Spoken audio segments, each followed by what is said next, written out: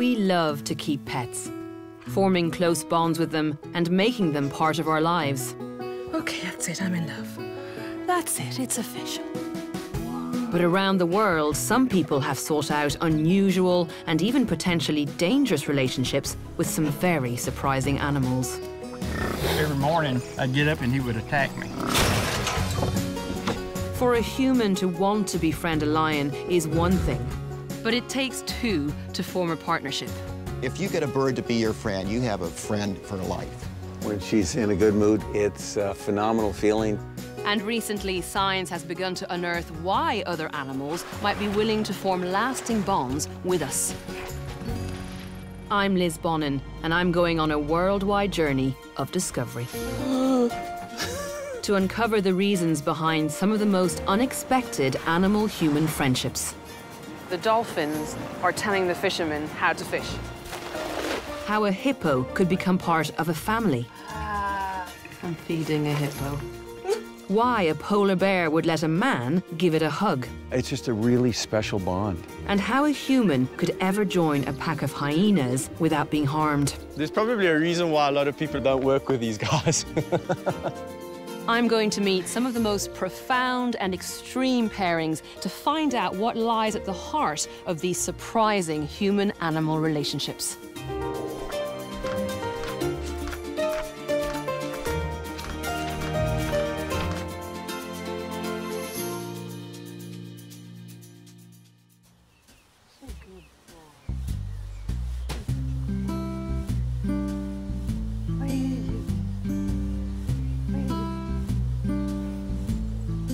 Millions of us have close bonds with animals, and for most people, that means our pets, like cats or dogs like Ernie here. Not right. But some people have made friends with animals that you'd normally avoid. So how have they done this? I'm going to try and find out how these relationships have formed, why they work, and what's in it for both the humans and the animals. Go on, go on. I forgot he was tight.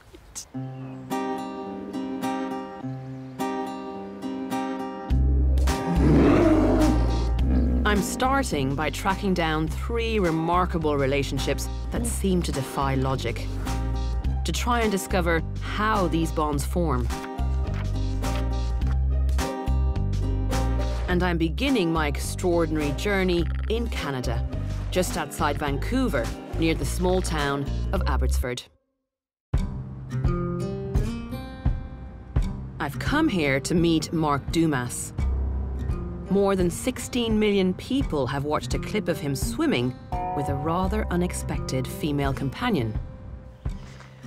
Her name is Aggie. She's 18 years of age, and she weighs around 60 stone or so. Aggie is a polar bear, and Mark has been her guardian, provider, and playmate since she was 8 weeks old. Mark is the only person in the world who has this kind of bond with a fully grown polar bear. And apparently, with anyone other than Mark or his wife Dawn, Aggie can get a bit cranky. What do I need to know, Dawn? She's jealous of other women. So... Seriously? Seriously.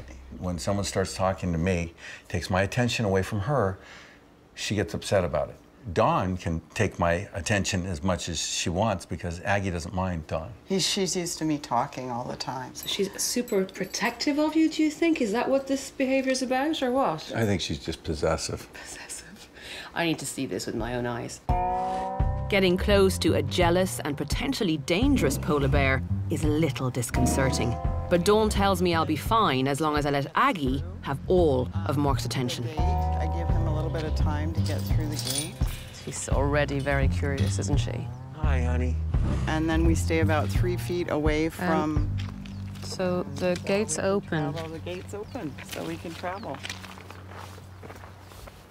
Oh, right, so we're actually not behind a closed fence. Yeah, come on in. Are you sure? I'm positive. Come on in. The things Come on I do in. for a day job. She's right behind you, Dawn. Hi, honey. Hi. That's her fence. She knows that's her fence. Hi, sweetheart.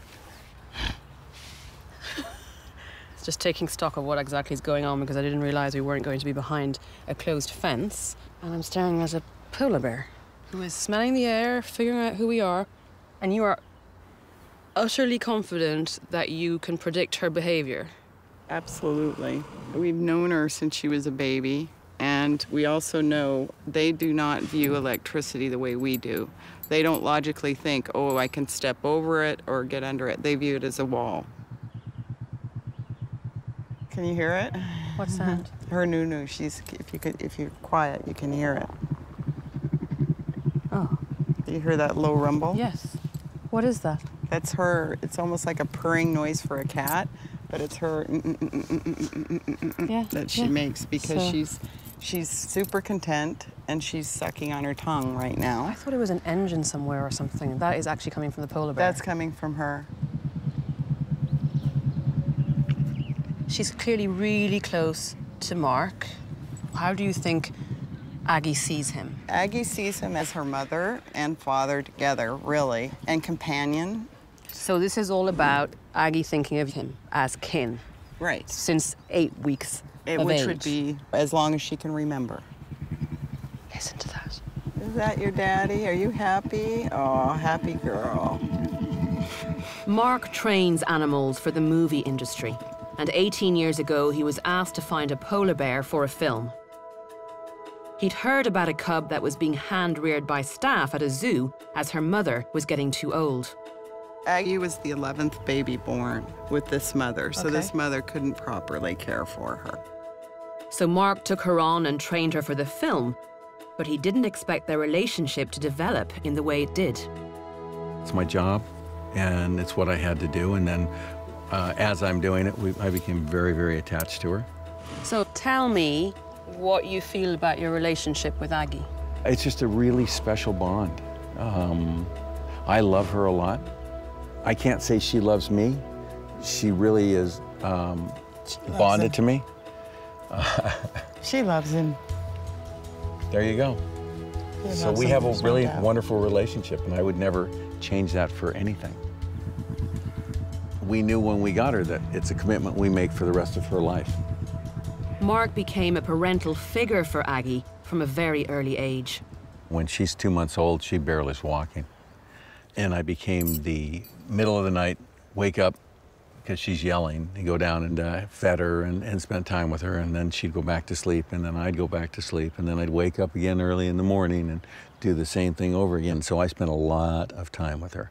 And do you think that was the key to having her bond with you? Oh, absolutely. The more time you spend with them, the closer their bond is. What would you say, because I've got to ask you, does she not belong in the wild? She couldn't be in the wild if she wanted to. She was born in captivity. You can't take, it's very difficult to take an animal in captivity and then turn it loose in the wild. It doesn't seem to work very well. Whatever you think of this situation, Mark has an incredibly close bond with Aggie. And even though she is a fully grown polar bear with the strength to kill with one blow, he's never felt in danger around her. And it seems this has all been made possible because he hand-reared her from a very young age. To find out how this works, I'm meeting Jason Goldman from the University of Southern California. Certainly for a mammal like a bear, you know, we're not necessarily born with an expectation of what mom is supposed to look like or what sort of other members of our species are supposed to look like. Or even if we are, it's probably very, very easily sort of overridden. So if this young polar bear, for example, only had experience with other humans, particularly with this one human, then it stands to reason that they would develop this kind of relationship, that it would look to this human as a parental figure. But if you took a mature polar bear who perhaps had never had any experience with humans, then you'd probably get a different kind of a pattern. Probably, I'd say definitely. Yeah. So hand-rearing and training a dangerous animal from a young age can result in a close bond, and it's likely Aggie's temperament plays a part. But occasionally, this kind of connection can happen entirely by accident. To meet my next odd couple, I've travelled to South Africa and a small farm near Hoedspruit on the edge of the Kruger National Park.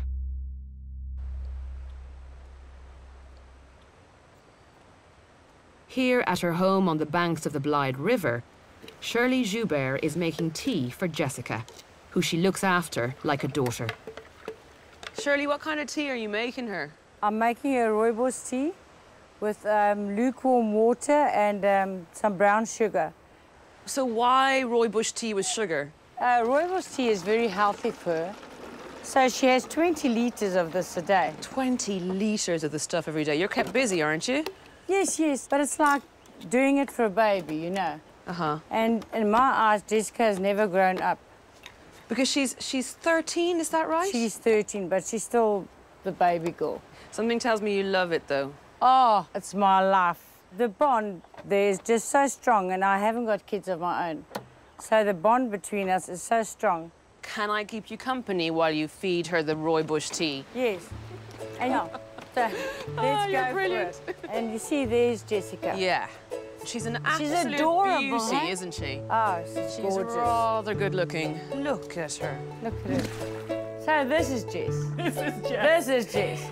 Yes, Jessica is a hippopotamus. Shirley and her husband Tony took her in when she was separated from her mother as a newborn. Look at the titty, baby feet. Oh, you're so thirsty, Jess. She's 13 and Jess she's is a drinking from a mama. bottle. Right, Mosabird. Look at those teeth. She definitely likes rooibos tea, huh? Oh, she loves it. That's it. Do you want me to do it? Yes, please. You Oh, have good to do Lord. it. Okay, here you go. That's Now, do I squeeze it or does she just no, go for it? she just sucks on it. Wow, Weezers. The relationship that Tony and Shirley have with Jessica is unique. This is the only place in the world I could ever get this close to a hippo. The hairs on her snout are ridiculous. Look at that. Can you feel you actually relaxing? I've never experienced anything like this. I'm just a little bit cautious, I guess. Hippos can be extremely dangerous, and they kill more people than any other mammal in Africa. She sucks on it afterwards. Yeah. So tell me about how you came to have Jessica in the first place. How did it happen? Well, we found her in the year 2000 with the floods, and she was washed away from her mother. Right. And, well, she washed out just in front of our house. So I ran down and I touched her. How small was she? She was premature, and she still had on her umbilical cord. Oh, so she was literally had been born, baby. the floods Yes. happened, and she got washed up. What happened then? We took her into the house, and Tony, with his game-ranging experience, he actually knew the formula to make it like mother's milk. And that was the first thing that we actually gave to her. So you didn't have a chance to reunite her with her mother, obviously. She No, was no, washed up, you couldn't... No, she never reunited with her mom. What probably makes this relationship work is a process called imprinting, where an animal forms a very strong bond with the first living thing it sees. As Jessica was washed away from her mother as soon as she was born, it's likely that Tony and Shirley were the first thing she saw. So do you think she's imprinted on you or on Tony? I think, well, it's 50-50, Right. definitely. She sees us as her parents. Yeah. Your bond is stronger than I expected it to be. You know, I don't see Jessica as a hippo. I've actually got a psychological problem with that. Oh, you're so And in love with her, is it? I can't see her as that. I mean, when I want to hug her, I just hug her. Wherever I go, she'll be following me. And wherever she goes, I'll be following her.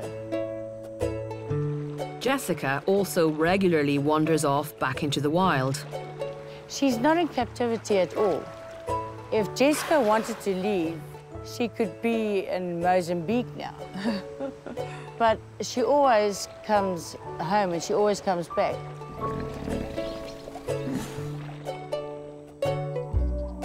Sometimes she sleeps on the porch with the dog. And Tony and Shirley will even give her a massage.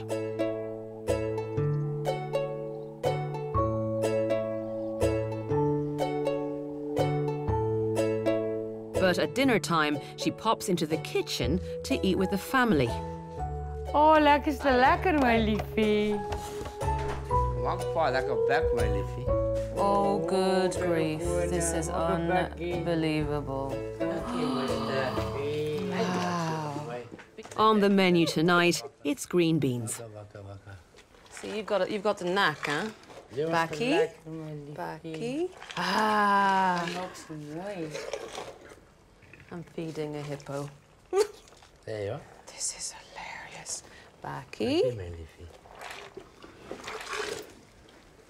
Hi, hon. Oh my gosh, she's so pretty. Look at the buena, mate. She wants to go out now.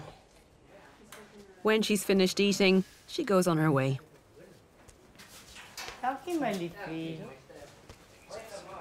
Tony, an ex-game ranger, has enough experience to know not to try and stop her.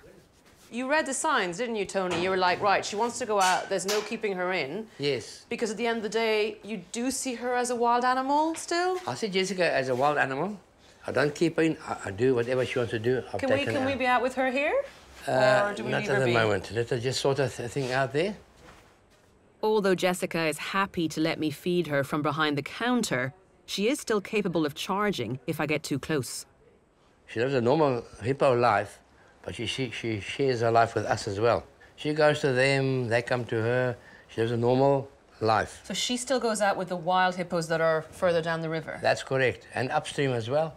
So do you think this beauty is going to be able to mate with wild male hippos and have a calf of her own? Do you think that's possible?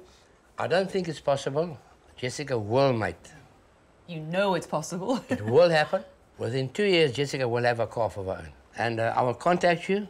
You better. I'm inviting you to come down again. You better, Tony. And you'll see her with her I need calf, to yeah. see this young lady confident with that a will calf. happen. Absolutely confident. Thank you, man. I think she agrees. What's it, Jess? It seems that Jessica imprinted on Tony and Shirley when she appeared on their riverbank just after she was born. And that's why she's still so attached to them, even as a 13-year-old adult hippo.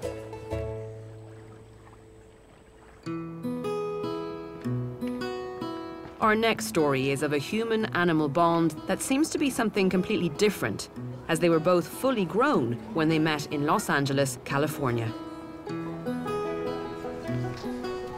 I've come here to meet Dominic Erler. 3 years ago, he was befriended by a goose named Maria. Hello.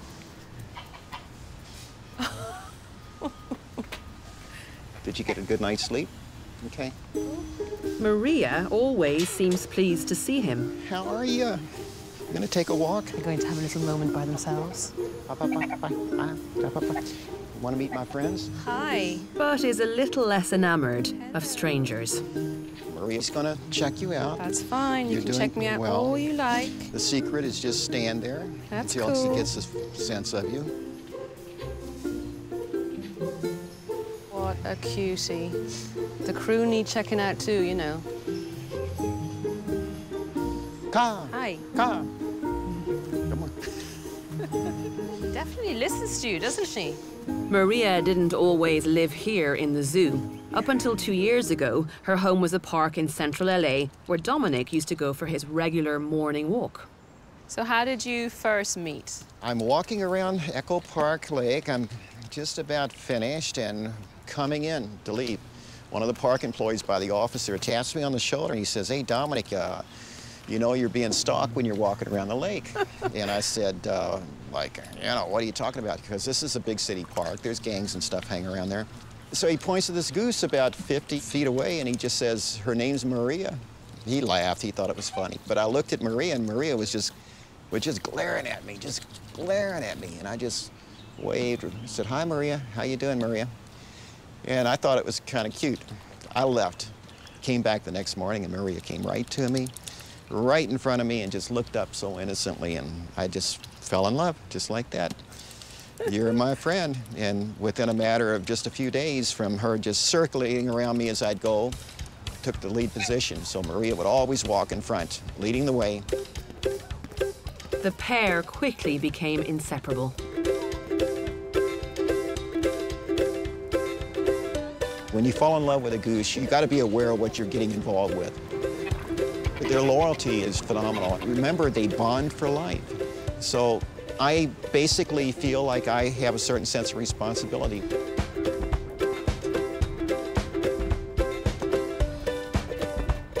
For the local residents, they became something of a celebrity couple. One time we had 100 people marching behind us as we're walking around the lake, and we're singing Maria songs, and I mean, it became such a festive thing. It was really remarkable. Maria was like the Michael Jackson of the goose world.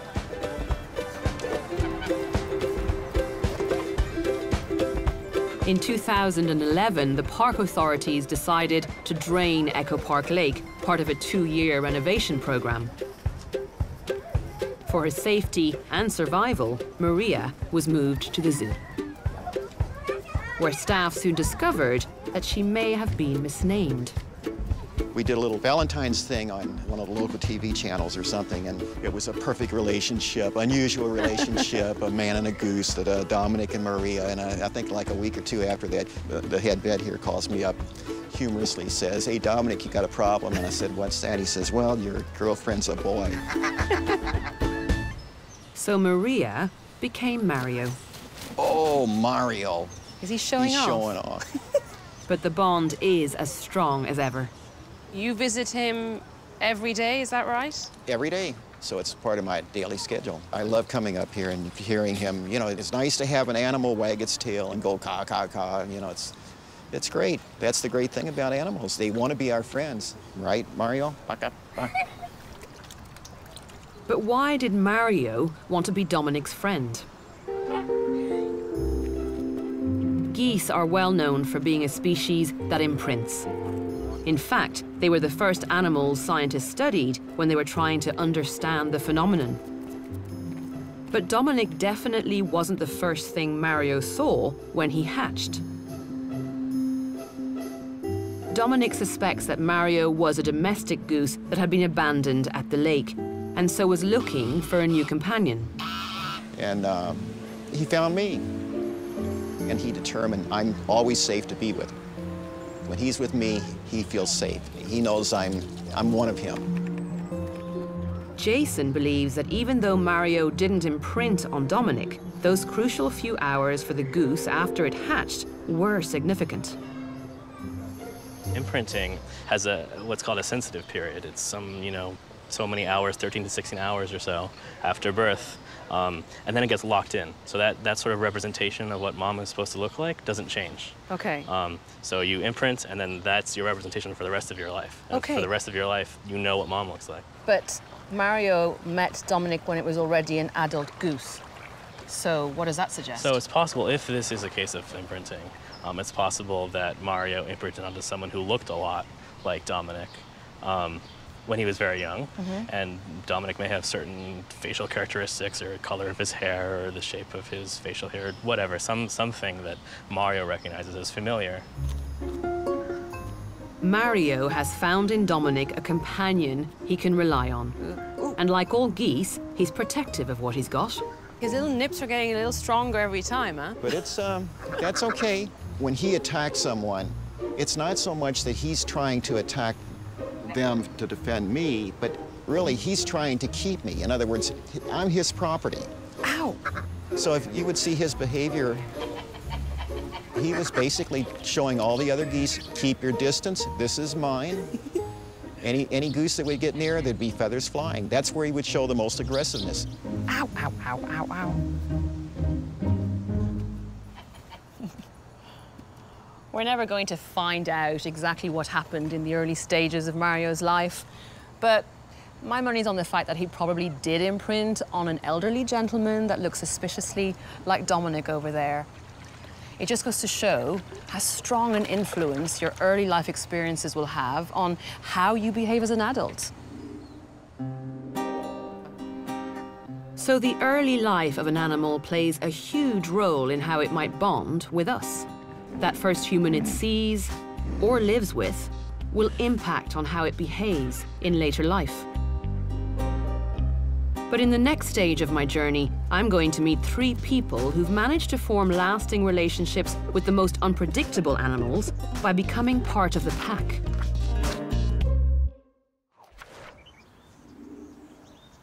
Here at this privately owned wildlife park in South Africa, the staff are using a unique method to try and inspire the public to care more about animals. Or Lasmi has managed to integrate herself with not one, but 4 lions. She's known these animals since they were cubs, and she's so confident they'll be well behaved that at this park they'll even allow people into the enclosure with them. This is bonkers. It's a controversial setup, even though there's always other members of her team keeping watch. Hi.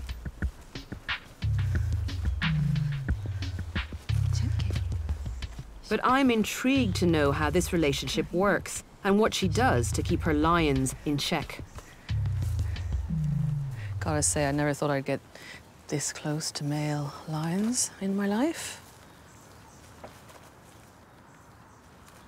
Do I say hello or do I just stand here? I can't see his eyes. No, you can say hello. He's being good.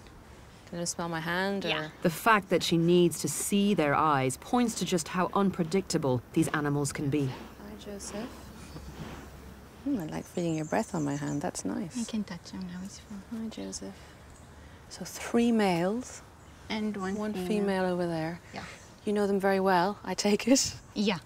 From this behaviour?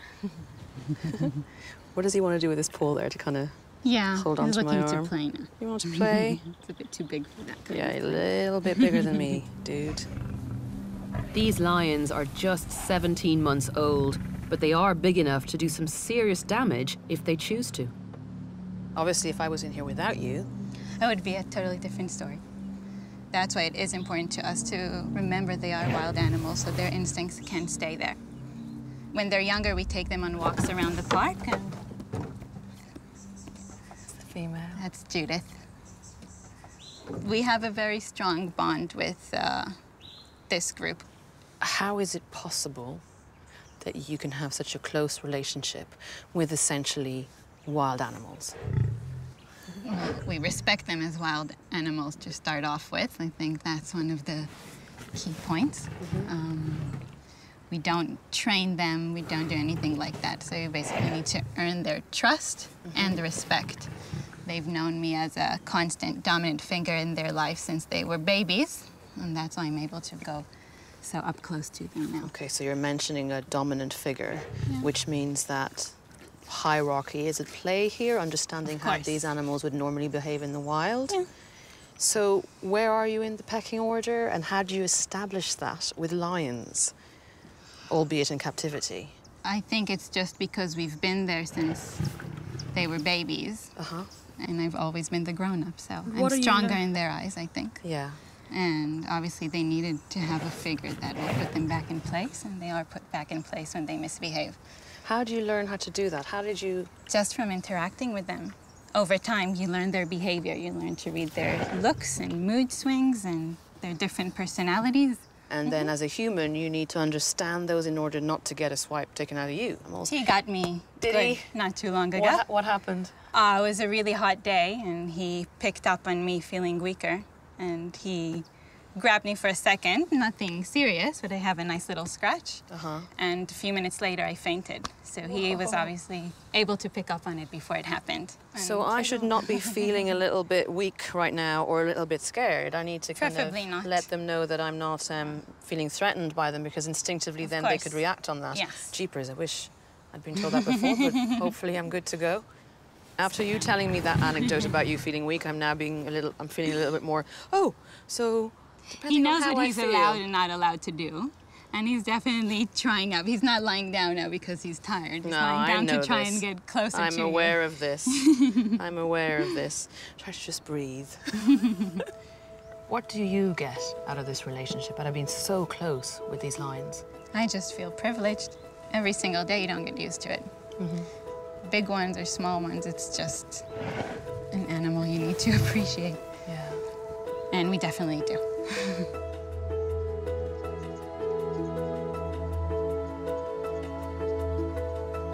Or has clearly grown attached to these lions. But if things go according to plan, she won't have this relationship with them forever. The staff at the park are planning a very ambitious and untested project to do something that most people would consider impossible. They want to release these hand-reared lions into the wild when they're older. I was under the impression that if any individuals are for release, that you must have absolutely no contact with them. That's what we're hoping to prove wrong, because you have, right now in South Africa, more lions in captivity than in the wild. Yeah. So if we can take the animals from this situation and prove that you can turn them wild again, then we can be saving quite a few of them. We believe it's possible, and we believe our intimate knowledge of these ones will help us achieve that goal. And hopefully they'll be our first ambassadors. They're amazing animals, they really are. They're perfect. By behaving in a dominant manner, Orr has found a way to sit amongst lions.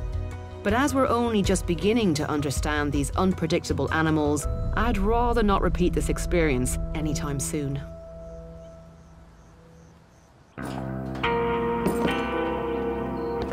The next person I'm meeting has had to find even more unusual methods to make sure his companion knows who's boss.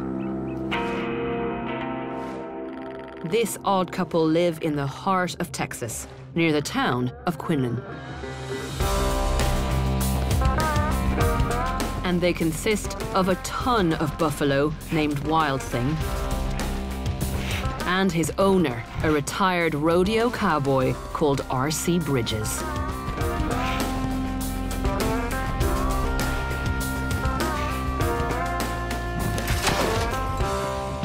Years ago, R.C. lost his sight in one eye, forcing him to give up running his buffalo ranch. He sold his herd, but decided to keep one of the calves, whose mother had struggled to suckle him. And it wasn't long before the young calf's behaviour led to R.C. calling him Wild Thing.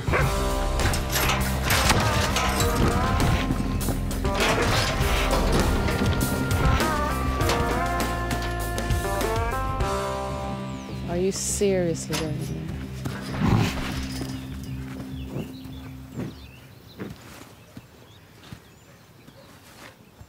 Luckily, R.C. knows how to calm Wild Thing down. Do you ever get a little bit nervous going in with him? Not at all. No, you're totally used to it now. I don't think he'd hurt me. If he does hurt me, it'll be an accident. Really? Yeah, you're that sure of sort of your relationship with him positive. now? How on earth is it possible for you to even be in here with this huge animal? A lot of training, a lot of hours. If I was to come in with you, what would happen? He'd attack you. Oh, good Lord. What do I do with my hands right now? Just don't put them in here. That's a good rule. He likes to be brushed. Oh, he loves brushing, and the rougher you get, the better he likes it. Now, R.C., you know, it is a domesticated buffalo. You'll never domesticate a buffalo. Really? No, they're a wild animal, and this one's probably a little more dangerous for you than a wild one, because he would probably go out of his way to get you. Why? On my property. Now, if we're on somebody else's property, he probably won't bother you.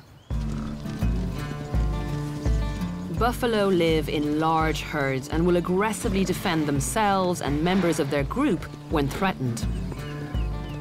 But they also battle within the herd for status, with a strict hierarchy at play and only the top males getting a chance to mate. As R.C. found out, this jostling for position starts when they are very young. When he was a baby, every morning I'd get up and he would attack me.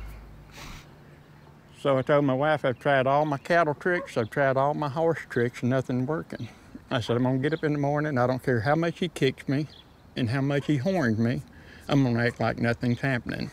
I was bruised up from one end to the other, but by the end of the day, and it took me the whole day, by the end of the day, he was bored. Then he wanted to get everybody but me. Okay, so it was almost sort of like eventually he just gave up on beating you around the place. Yeah. But also, you know, they do live in very strict linear hierarchies. So does that mean that he eventually saw you as the dominant male and that's why he gave up? Oh, I'm the dominant male, yeah. How do you establish dominance over buffalo and how do you maintain that? By not having fear. You can't have any fear in you.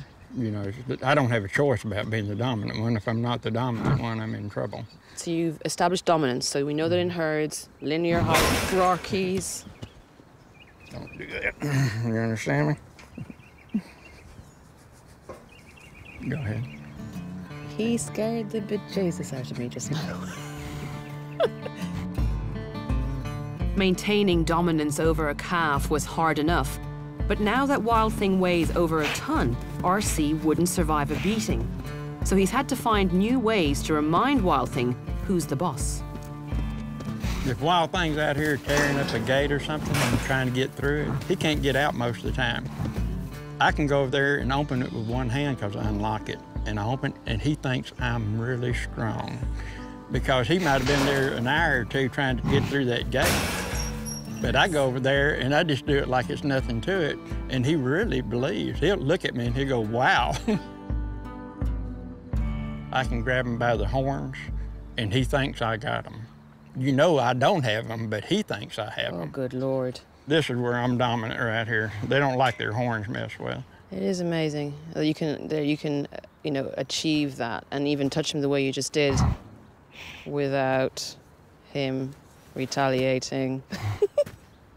I can't help thinking that every time he rams the gate, it's like, you are hogging too much of my time with RC. Back off. He has a lot of love. I would have never thought this type of animal could feel love, but he feels love. He's a spectacular animal, there's no question. And like if he's in the house and he needs to go to the bathroom, he'll go to the door. If he's in the what? If he's in the house. He goes into your house? Yeah, and if he's in the house and needs to go to the bathroom, then he won't use the bathroom in the house. I need to see this.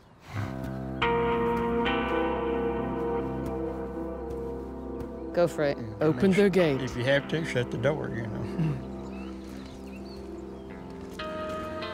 This is definitely the most stupid thing I've ever done. Ever. This is insane. He's definitely coming in the house. Oh my gosh. Oh my gosh. Mind yourself.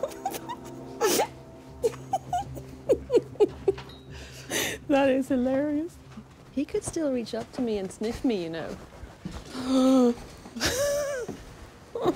I'm a little bit scared.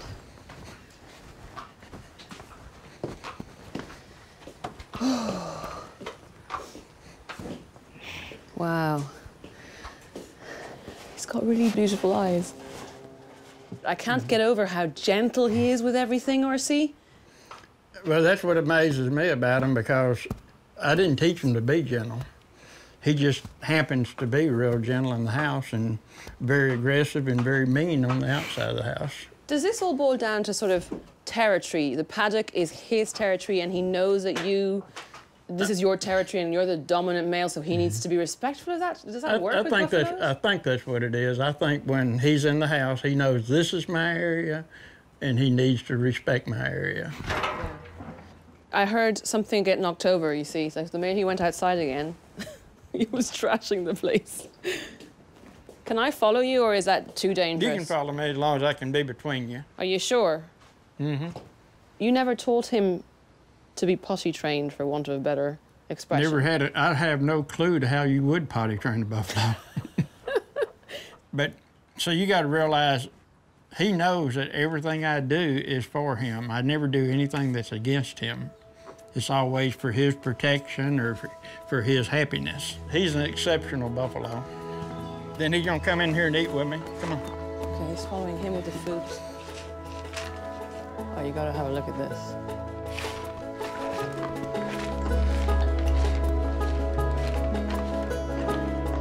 I never would have thought that I would see such a huge, powerful, unpredictable animal behave so gingerly in a home. all the ornaments around. He sniffs gently. He's literally tiptoeing around RC's home. It's just completely surreal to watch. RC manages to maintain a bizarre appearance of domestic bliss with Wild Thing. Spending time watching TV, mowing the lawn, and even going for a swim with him. And because Wild Thing thinks RC is the dominant male in his little herd, it certainly looks like he'll always tread softly around him. Strong leadership can enable you to maintain a close bond with some unpredictable animals. But I've come to South Africa to meet a man who's worked his way into an incredibly sophisticated animal hierarchy by doing it the animal's way. I want to find out what he's learned about animal behaviour from his close interactions with some of the most intimidating animals yet. Hyenas. Renowned for their brutal, scavenging ways, hyenas can weigh twice as much as an adult wolf. So I'm quite relieved to have a cage between me and this clan of spotted hyenas. Whole load of stuff going on right here. Jeepers. Whoa.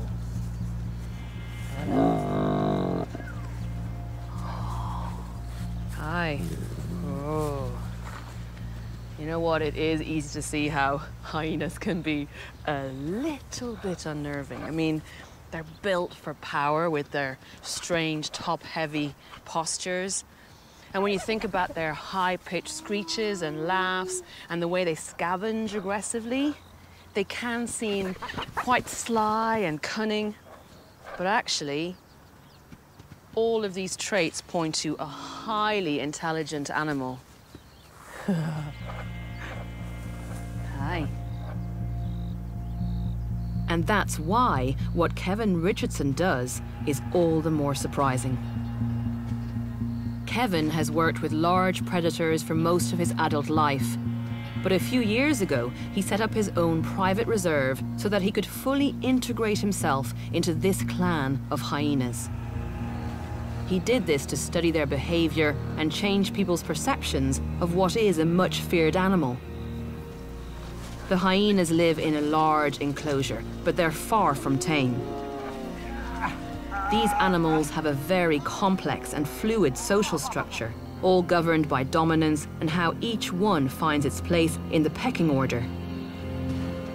If Kevin isn't careful, there's always an individual that'll try and get one over on him. How on earth did this come about, this relationship you clearly have with these hyenas? My career actually started with hyenas quite a long time ago. You know, they became my passion. And pretty much, yeah, I wanted to know everything about them. Okay, let's just let them get over with their whole thing. Is this important for you to keep an eye on this? Yeah, very important. Because they're dominating this individual. Okay. They're trying to get him away. And his posture is submissive there, Yeah, is it? he's submissive. Yeah. Which is good. So he's fine. I didn't notice anything different, and immediately you were chatting away and you stopped and you went, okay, something has changed. Did you learn from your mistakes? Did you get I've learned the hard way. Did you? Yes. I've learned with hyenas, it's always the hard way. They react, they bite you, and then they ask questions later. Let's put it into perspective for you. I've been working with large carnivores for 15 years. I've been hospitalized 5 times by hyena and none by lion.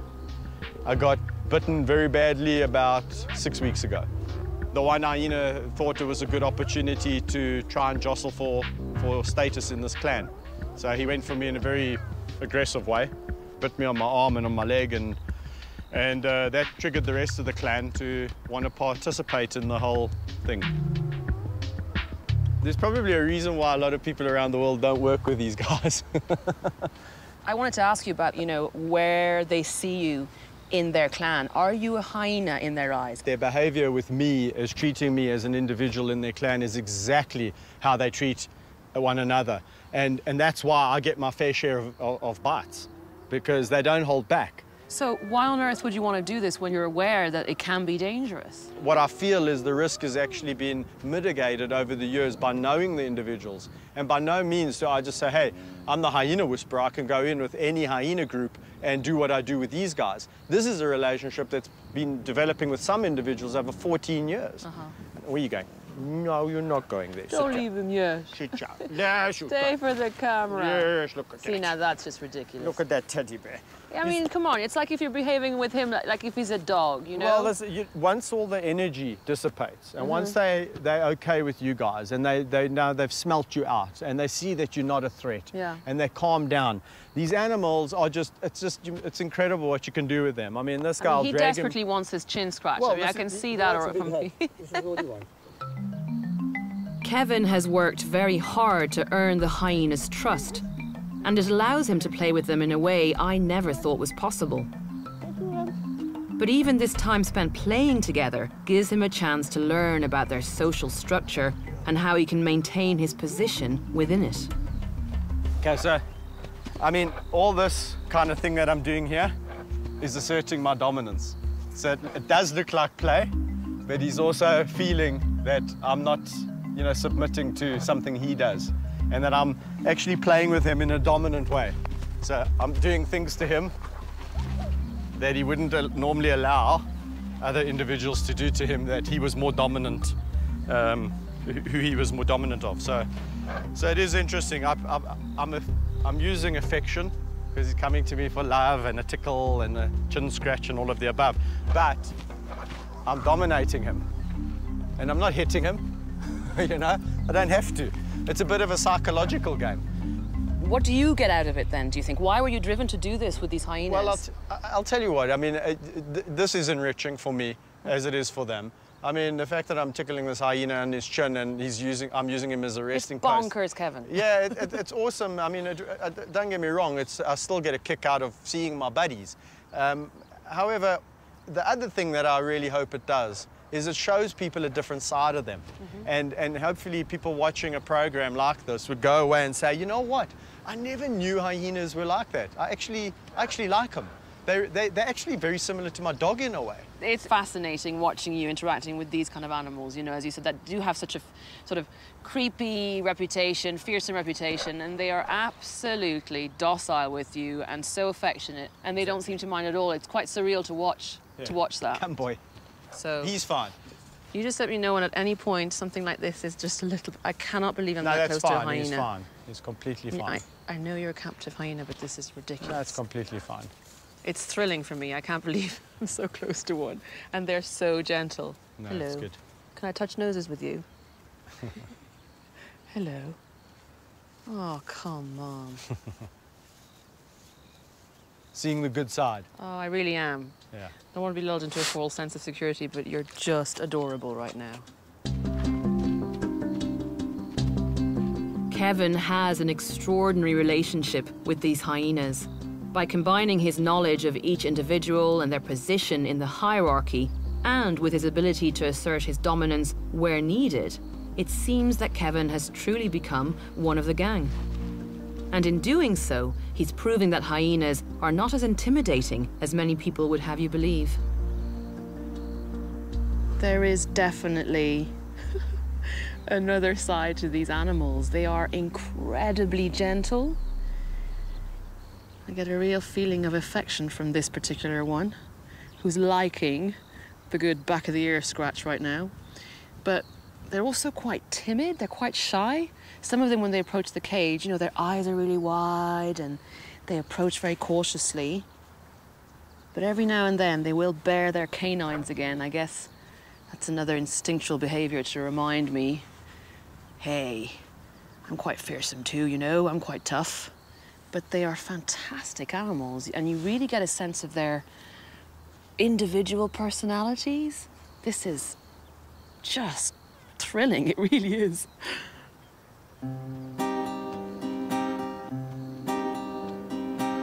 The nature of the human-animal couples I've met so far is complex, but the people involved are attempting to fulfill a very human instinct to care for others, find companions, and better understand the world around us. But to find out what we can learn from looking at all these odd couples, I'm speaking to Professor Hal Herzog, who studied human-animal relationships for more than 2 decades. What do you think we can learn about cross-species relationships in all their shapes and sizes? I think what they tell us is the commonality that we have with other species, that at a deep level, animals have the same sorts of abilities to form relationships, to form attachments, to play, and they have the same abilities that we have. The bottom line for me is this. I think in our relationships with other species, what we see is a reflection of human nature in some ways its purest form. And the best of human nature and the worst of human nature. And that, to me, is the thing that's really fascinating about this whole area of study.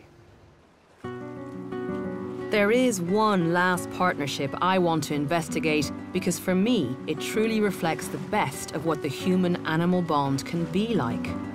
Not only do both sides benefit, but here, wild animals have chosen to instigate a relationship with us. I've traveled all the way to the south of Brazil and the coastal town of Laguna to see it for myself. Here in this inlet on the Atlantic coast, the locals have formed a relationship over many generations with one specific group of wild dolphins. The dolphins help the fishermen catch their fish. In fact, the fishermen in this bay don't even throw their nets unless the dolphins are present. It just looks so odd. A whole bunch of men standing in their waders, doing absolutely nothing, just standing there. There's a dolphin.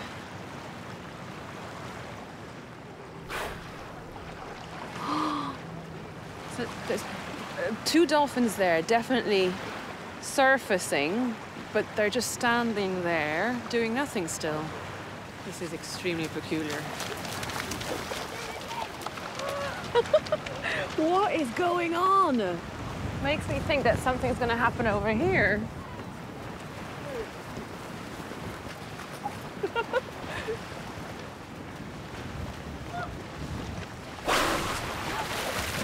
Oh, whoosh.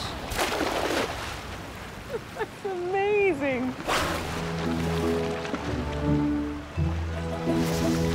Okay, I'm beginning to get what's going on. For 1 month of the year, schools of mullet migrate up the coast. The dolphins herd the schools into the shoreline, exactly where the fishermen are.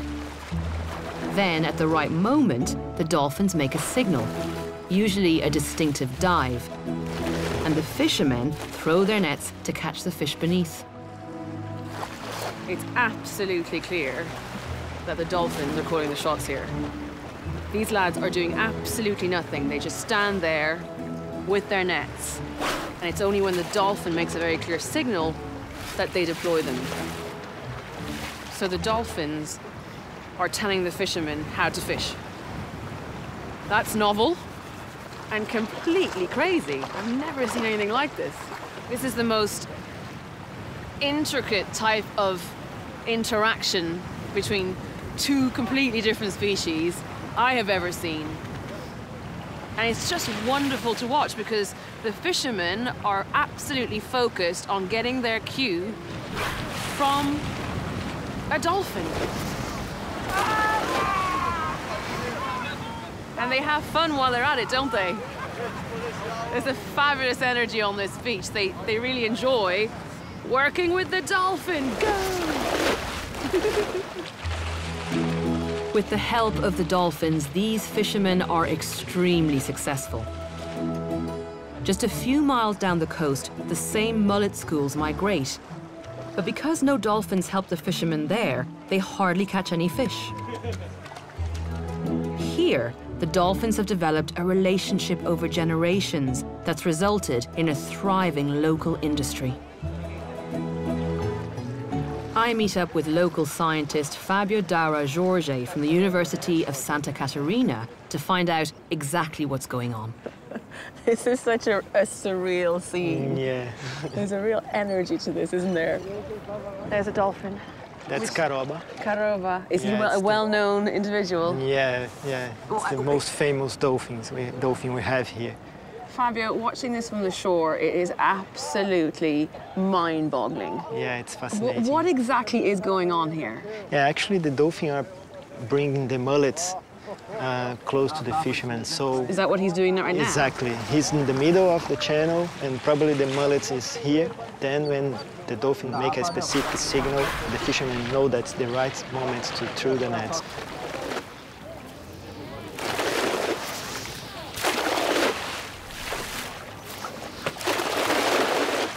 The fishermen are benefiting.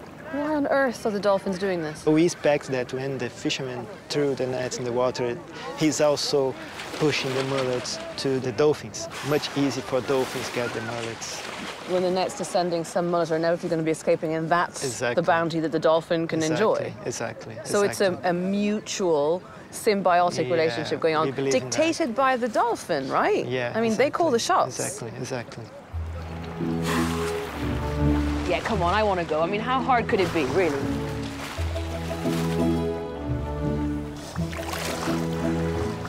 It's a bit slippy. Put in your teeth. In my mouth? Yeah, exactly. What? Dolphin! Okay. Oh, I'm scared. Go.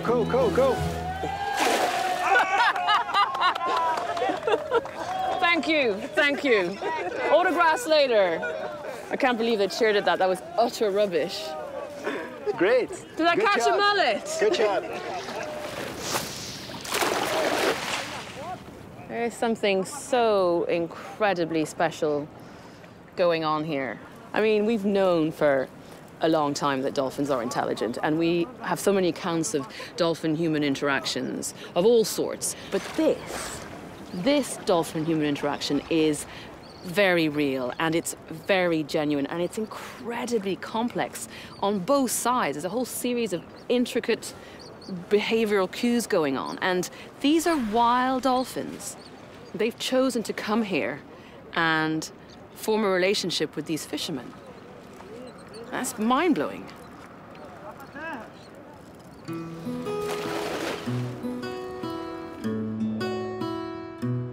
I've been on a remarkable journey in these two programs, and I've encountered relationships between different species that have truly amazed me. Many of them have been formed as a result of powerful, natural instincts that seem to endure no matter what the circumstances.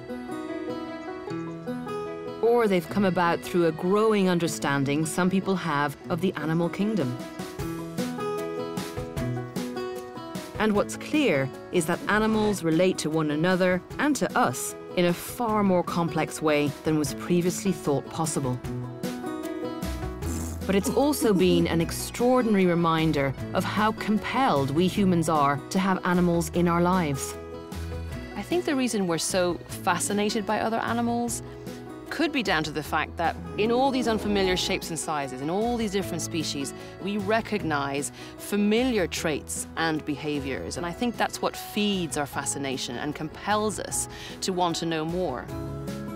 So if we're lucky enough to share a mutualistic bond with another species, so two animals that took billions of years to evolve, finding a common ground, respectful of each other, even communicating with each other, well, that's pretty remarkable, isn't it?